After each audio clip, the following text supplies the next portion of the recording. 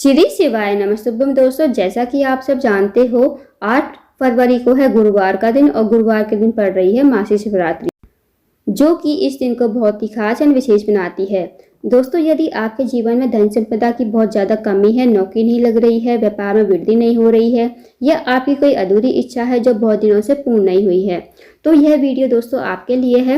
पूज्य गुरु जी की कथा को सुनकर उपाय को अच्छे से समझाने का प्रयास करेंगे। यदि आप दोस्तों इन उपाय को करते हो तो आपकी मनोकामना अवश्य ही पूर्ण होगी। इस वीडियो में आपको दोस्तों 7 धतूरे वाला अचूक उपाय बताएंगे। यदि आपके घर में कोई भी व्यक्ति बीमार है, उसे लंबे समय से बीमारी चल रही है, यदि आप इस उपाय को करते हो तो उसकी जो बीमारी होगी वो ठीक हो जाएगी। तो आइए दोस्तों जानते हैं उपाय कैसे करने हैं।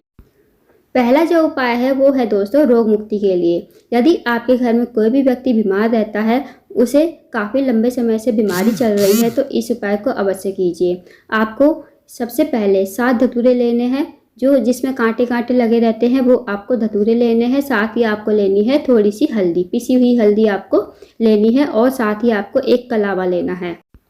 अब जो दोस्तों आपने 7 धतूरे लिए हैं ना, उनमें से एक धतूरे पर आपको कलावा बांधना है। पूरी तरह से आपको उसे ढक देना है, उस पर कलावा बांध देना है। और बाकी के 6 धतूरे जो हैं आपके पास, उन्हें आपको हल्दी में रंग लेना है। अच्छी तरह आपको हल्दी में रंग लेना है। उसके बाद आपको जाना है महादेव के मंदिर, शिवालय में जाना है आपको इन धतूरे को लेकर। शिव जी के मंदिर पहुंचकर सबसे पहले आपको आपके पास जो कलावा वाला धतूरा है, जिस पर आपने कलावा बांधा है, वो आपको शिवलिंग के ऊपर समर्पित कर देना है, श्री शिवाय नमस्तुभ्यम कहते हुए। अब जो दूसरा धतूरा है हल्दी वाला, वो आपको गणेश जी के स्थान पर समर्पित करना है। अब दोस्तों आप सबको पता होगा कि जो शिव जी का पूरा परिवार है वो मतलब जलाधारी पर ही विराजमान है। तो गणेश जी का स्थान जहाँ होता है जलाधारी पर राइट साइड में, वहाँ पर आपको श्री शिवाय नमस्तुभ्यम कहते हुए गणेश जी के स्थान पर दूसरा धतूरा आपको समर्पित कर देना है, जिसे आपने हल्दी में रंगा है। अब तीसरा धतूरा जो है आपको कार्तिकेय जी के स्थान पर समर्पित करना है, श्री शिवाय नमस्तुभ्यम कहते हुए।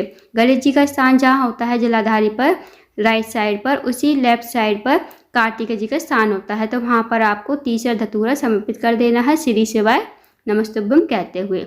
अब जो चौथा धतूरा है वो आपको पार्वती जी के हस्तकमल पर, जिसे हम कटी भाग भी कहते हैं, जहाँ शिवलिंग विराजमान होता है, नीचे आप देखना गोल गोल कटी भाग होता है, वही पार्वती जी का हस्तकमल होता है। तो वहाँ पर आपको चौथा धतूरा जो है समर्पित कर देना है, श्री शिवाय नमस्तुभ्यम कहते हुए। अब दोस्तों 5वां जो धतूरा है वो आपको माता असौसुंदी के स्थान पर समर्पित करना है। आप सबको पता होगा माता असौसुंदी जो है शिव जी की सबसे प्रिय बेटी है और सबसे छोटी कन्या है शिव जी की। तो आपको 5वां धतूरा माता असौसुंदी के स्थान पर समर्पित कर देना है, श्री शिवाय नमस्तुभ्यम कहते हुए।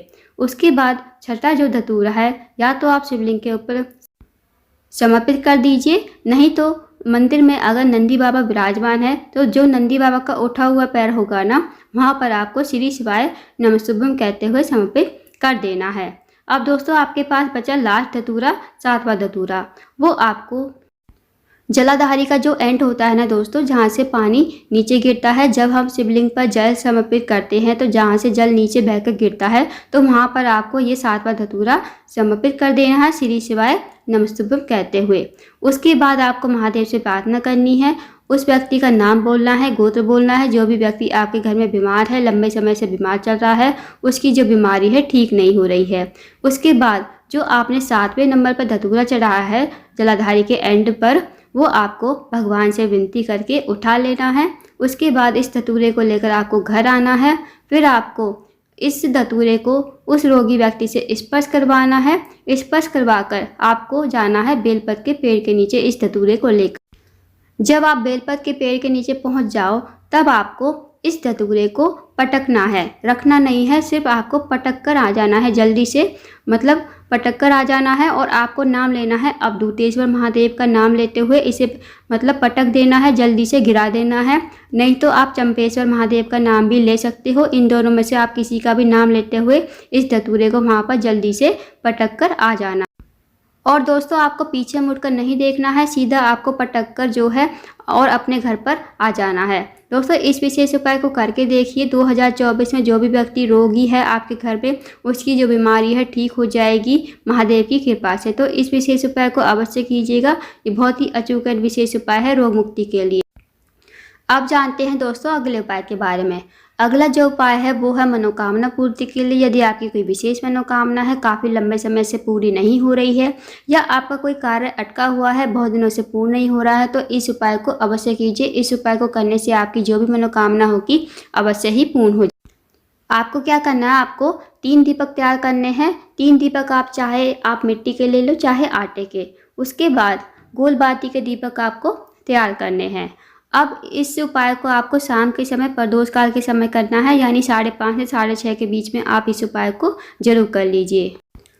अब दोस्तों इन 3 दीपक को आपको एक थाली में रख लेना है और इस थाली को लेकर आपको निकल जाना है शाम के समय 5:30 से 6:30 के बीच में घर से बाहर आपको निकल जाना है।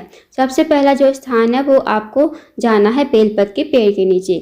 अब दोस्तों बेलपत का पेड़ बड़ा होना चाहिए, इस बात का जरूर ध्यान रखें। उसके बाद थाली में ही आपको पहला दीपक जो है रखकर जलाना है। श्री शिवाय नमस्तुभ्यम का जाप करना है, शिव जी का स्मरण करना है और इस दीपक को आपको थाली से उठाकर जो है बेलपत के पेड़ के नीचे रख देना है और अपनी मनोकामना कहनी है। जो भी आपकी मनोकामना है, चाहे धन से जुड़ी हुई हो, व्यापार से जुड़ी हुई हो, नौकरी नहीं लग रही हो, व्यापार में वृद्धि नहीं हो रही हो, जो भी आपके जीवन में मनोकामना है आप कहिए और वहाँ से आपको आ जाना है।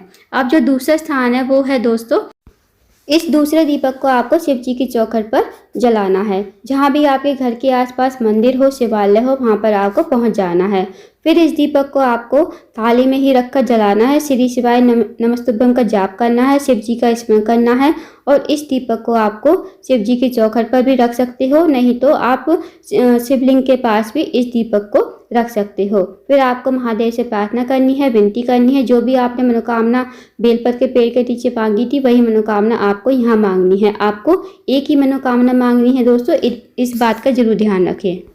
अब आपको मंदिर से बाहर आ जाना है। अब आपको जाना है अपने घर के मेन गेट पर, जहाँ भी आपके घर का मेन दरवाज़ा हो वहाँ पर आपको इस दीपक को लेकर चले जाना है।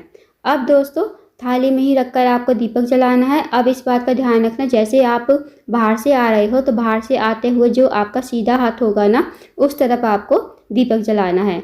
आप दीपक जलाओगे थाली में ही रखकर और श्री शिवाय नमस्तुभ्यम का जाप करते हुए, भगवान शिव का स्मरण करते हुए इस दीपक को आपको थाली से उठाकर मेन गेट पर रख देना है और अपनी मनोकामना मांगनी है जो आपने बेलपत के पेड़ के नीचे मांगी थी, साथ ही मंदिर में मांगी थी, और वही मनोकामना आपको यहाँ मांगनी है। तो आपको प्रार्थना करके, विनती करके आपको घर के अंदर प्रवेश कर जाना है। तो दोस्तों इस विशेष उपाय को अवश्य कीजिएगा, बहुत ही अचूक विशेष उपाय है शिवरात्रि के दिन करने वाला। अब जानते हैं दोस्तों अगले उपाय के बारे में। दोस्तों यदि आपने ये वाला उपाय कर लिया तो भोले बाबा जो है आपकी बिना मांगे ही मनोकामना पूरी कर देंगे, क्योंकि इस उपाय को करने से भोले बाबा अति प्रसन्न होते हैं और वो आपकी मनोकामना बिन मांगे ही पूरी कर देते हैं। आपको इस उपाय को शाम के समय ही करना है, प्रदोष काल के समय 5:30 से 6:30 के बीच में। आपको क्या करना, आपको जितने सफ़ेद फूल मिल जाए ना आपको ले आने हैं। सफ़ेद फूलों को लाकर उनकी पंखुड़ियों को आपको तोड़ लेना है। अब पंखुड़ियों को तोड़कर आपको लेकर जाना है शिव जी के मंदिर में शाम के समय। अब इन फूलों की पंखुड़ियों से आपको शिवलिंग और जलाधारी का श्रृंगार करना है। जब आप श्रृंगार करो ना दोस्तों, तो आपको मन ही मन श्री शिवाय नमस्तुभ्यम ओम नमः शिवाय का जाप अवश्य ही करना है। जो भी व्यक्ति, जो भी महिला इस उपाय को करता है, शिवलिंग और जलाधारी का श्रृंगार करता है, भोले बाबा उसकी बिना मांगे ही मनोकामना पूरी कर देते हैं। उसे वो सब मिलता है जिसकी उसने कल्पना भी नहीं की होती है। तो दोस्तों ये जो फूलों का श्रृंगार है ना जलाधारी पर, शिवलिंग पर, ये आपको हर सोमवार, मासिक शिवरात्रि, प्रदोष, पूर्णिमा तिथि, एकादशी तिथि के दिन अवश्य कीजिए, क्योंकि इस उपाय को करने से भोले बाबा अति प्रसन्न होते हैं और आपकी जो भी इच्छा होती है भोले बाबा बिना मांगे ही पूरी कर देते हैं। तो इस उपाय को अवश्य कीजिएगा, बहुत ही अचूक विशेष उपाय है।